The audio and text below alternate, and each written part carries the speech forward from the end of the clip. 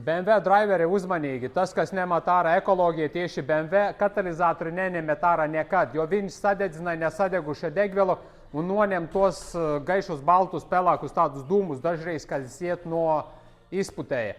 Ja, piemēram, sprauslas nav beigtas un izņemts katalizatorus kopā ar DPF-u, tad tev var parādīties, ja gaiši balti dūmi. Nā, paskatīties, kā mēs šitai mašinai tikko izņemam DPF-u, kurš bija saplaisājies no visam pusēm. Paskatīties, kā izskatās tagad tas katalizators. Viņam vispār nav nekādu plaisu. Viņš uzbūvē, viņam struktūra pilnībā savādāk ir ne tā kā kvēfiltram. Un no tos puses arī var skatīt. Viss ir smuks viņam, ne? Viņš pūtīs garām, viņš nelaidīs tā kā kvēfiltrs. Piemēram, tavu kvēfiltram ir tāda korīte. Filtrē, iet augšā, atpakaļ filtrē šitam cauri. Caur katalizatoru var redzēt visu cauri. Tā kā katalizatoru neņemet ārā, ja negribat liekus papildus dūmus, protams, ja mašinai visi ir kārtībā ar motoru un parādās dūmi, tad katalizators viens no iemesliem.